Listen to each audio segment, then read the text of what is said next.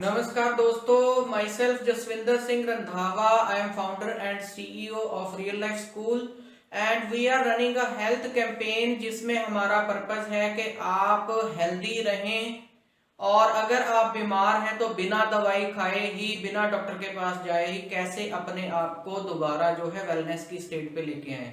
आज का सेमिनार बहुत ही इंपॉर्टेंट होने वाला है क्योंकि इसमें मैं आपको बताने वाला हूं कि कैसे हमारी जो थिंकिंग है वो हमें बीमार करती है, हमें वेलनेस से इलनेस की स्टेट में डालती है और कैसे हम अपनी थिंकिंग को चेंज करके अपनी बीमारी को रिवर्स कर सकते हैं।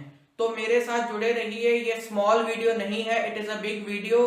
हमारे चैनल रियल लाइफ स्कूल को सब्सक्राइब कर लें क्योंकि मैं आपके साथ वेलनेस और अदर अवेयरनेस वीडियोस हमेशा शेयर करता रहता हूं और आज का वीडियो भी आप सभी के लिए उतना ही इंपॉर्टेंट है। तो आइए शुरू करते हैं। आज का सेमिनार है how to heal yourself by thinking positive. दोस्तों, हमारी जो थिंकिंग है, अब साइंस ने भी प्रूव कर दिया है, हमारी जो थिंकिंग है, हमारे जो थॉट्स हैं वो हमें बहुत ज्यादा प्रभावित करते हैं।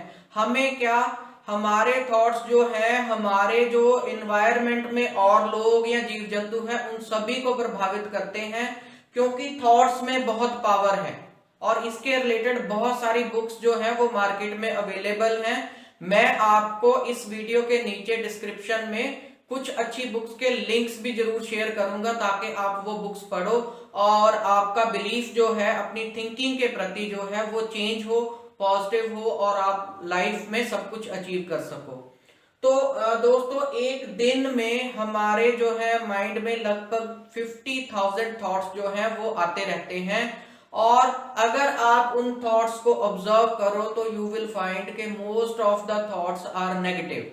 इसीलिए हमारी लाइफ में जो ज्यादा चीजें हो रही हैं वो नेगेटिव हो रही हैं। गीता में भी एक श्लोक में कहा गया है, यथा दृष्टि तथा दृष्टि। जैसी हमारी सोच है, जैसा हमारा देखने का तरीका है, वैसे ही हमें सृष्टि दिखाई देती है।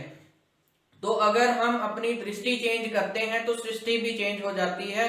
अगर हम अपनी थिंकिंग चेंज करेंगे तो हमारी जो लाइफ में, अगर हम इलनेस की स्टेट में हैं तो वेलनेस पे आ जाएंगे, अगर हम पुअर वाली स्टेट में हैं तो रिच वाली स्टेट में आ जाएंगे, अगर हम सैडनेस वाली स्टेट में हैं तो हैप्पीनेस वाली स्टेट में आ जाएंगे। आइए मैं आपको बताता हूं कि हमारा माइंड कैसे काम करता है और हम बीमार कैसे होते हैं।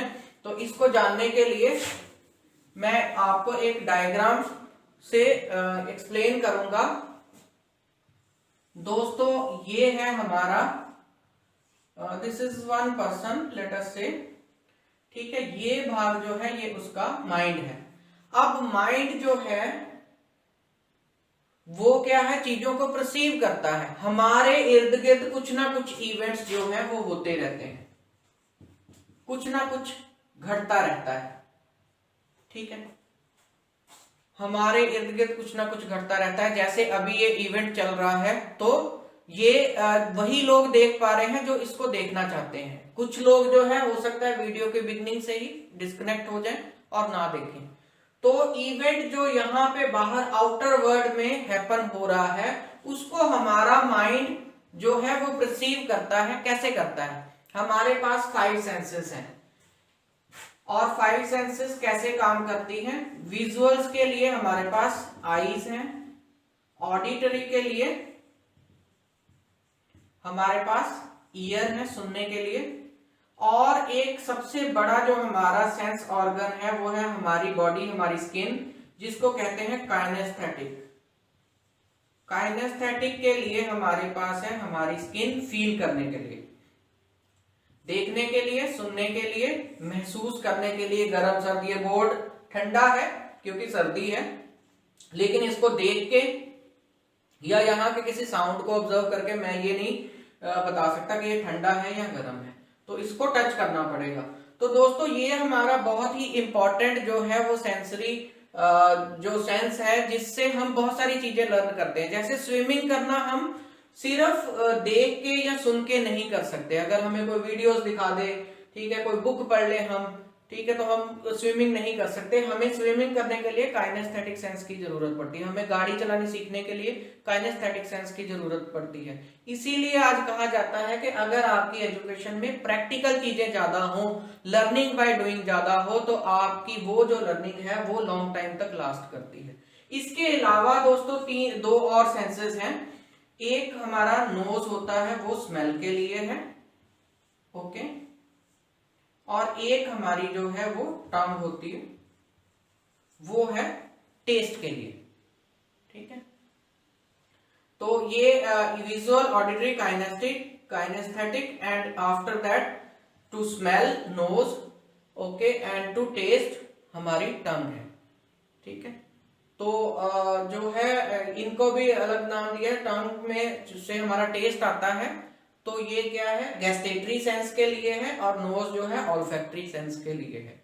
तो these are the senses which our mind uses, we use it to perceive an event. लेकिन होता क्या है, जब हम इन सेंसेस के साथ किसी इवेंट को परसीव करते हैं तो बीच में कुछ फिल्टर्स आ जाते हैं। वो फिल्टर्स क्या हैं?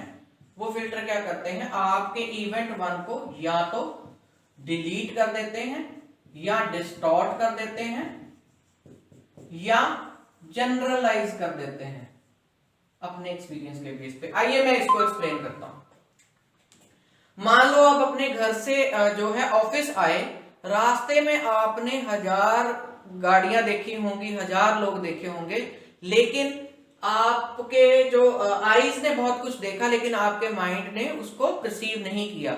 लेकिन मान लो कि आप सड़क से ऑफिस जा रहे हैं और आपको कोई ऐसी गाड़ी दिखी जो आपको पसंद है, जैसे ऑडी होगी, मर्सिडीज होगी, डिफरेंट कलर की गाड़ी या स्पोर्ट्स कार है, तो वो झट से आपके माइंड में जो है वो एक इवेंट बन के आ जाएगी, लेकिन बाकी की चीजें जो है वो डिलीट हो जाएंगी।